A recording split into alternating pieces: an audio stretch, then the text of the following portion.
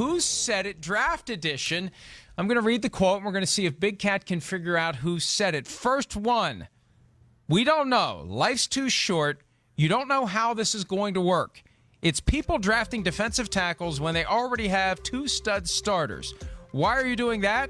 It's where the value meets the draft pick. Who said it, Big Cat? So I swore to you before, I did not look these up. I obviously, just by doing my own job, I know a couple of these. And this one was the easiest one on the board because it is clearly Dave Gettleman. Whenever he starts with the "we don't know, life's too short," come on. Like, this is the quote machine, Dave Gettleman. It's insane to draft someone and go into your press conference and say, "We don't know, life's too short."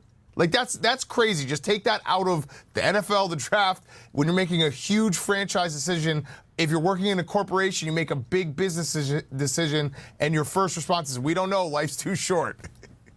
I'm disappointed you didn't say, "I know for a fact that it's Dave Gettleman," but you did get the correct answer. You are 1 for 1. Next up, there were flashier players that other teams may have had higher on their boards. We knew he'd probably be there. Everybody else had all the big names up there, but he was our guy. He checked all the boxes. Who said it? Okay, so this is either John Gruden or Mike Mayock, because it has to be the Cleveland Ferrel pick. That was the pick that everyone was shocked by, that said he could be a 20, around the 20 range in the first round. They took him with the 4th overall pick. So I don't know if it was John Gruden or Mike Mayock, but there you go, Mike Mayock.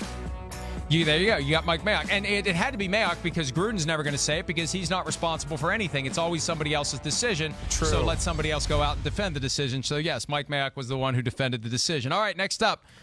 We picked the player we wanted to pick. I'm almost positive Dave has no clue what our draft board would be. I don't know which draft board he knows, but he does not know ours. Who's at it? Okay, so this has to be someone from the Redskins because they're talking about someone who picked a quarterback in Dave Gettleman, and the Redskins somehow got lucked out because I really do think they would have traded up for Dwayne Haskins, but it fell right into their lap. So probably Bruce Allen, but maybe Jay Gruden? You got to pick one. Bruce Allen, there we go. You showed me that one. Well, yeah, that one. Yeah, you got a little tip there. All right, a couple more before we wrap. He's known as a tough-ass competitor. Just watch him play. I've seen him play against Michigan a few times, and he looked pretty good. I hated him then. Now I love him. Who's at it? So, okay. Is this John Lynch? I don't know. I was trying to figure out the Michigan angle here. Like, is he talking about Nick Bosa? I'm going to say John Lynch, but I feel like this is the one I'm least confident in. And, no, you are incorrect. I have the key here. I don't even know who it was. I have to look it up. It is John Harbaugh on Trace McSorley. Trace McSorley, the Penn State quarterback, who will be a jack of all trades in Baltimore. Eric DeCosta, the GM of the Ravens, told me earlier this week. Offense, special teams, and defense for Trace McSorley in Baltimore. All right, one more before we run out of time. I'm just going to be upfront and honest about the elephant in the room. We already talked to our team about it. We're good. Use it. Talk about it. It's a healthy thing. So we feel good about it, and we're going to get this thing right. Who said it? I'm passing on this because I know who said it, and you're doing this to just needle me. And guess what? It doesn't hurt me anymore. I can't be hurt anymore. Hey, guess what, Mike? Guess what, Mike? We've talked about it. It's a healthy thing, so we feel good about it. We're going to get this thing right, okay? We're going to move on. We've talked about it. We've done it. Kickers this weekend at the Chicago Bears rookie minicamp. Head coach Matt Nagy said it 8 kickers, as one of the folks at PFT pointed out. They're all not arriving in the same car. But, yes, 8 kickers. I think it's 11 total special team. I think there's some punters maybe too. It's insane. It's insane that we're going 8 kickers.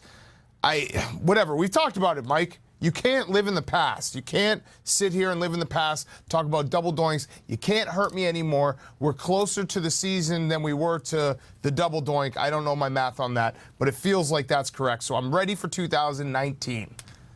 At some point, don't you just see if there's guys currently on the team that play other positions that maybe can kick? Aren't you better off that way? Like maybe Trubisky can kick, right? Let's go the old Lou Groza, George Blanda route and have somebody double up.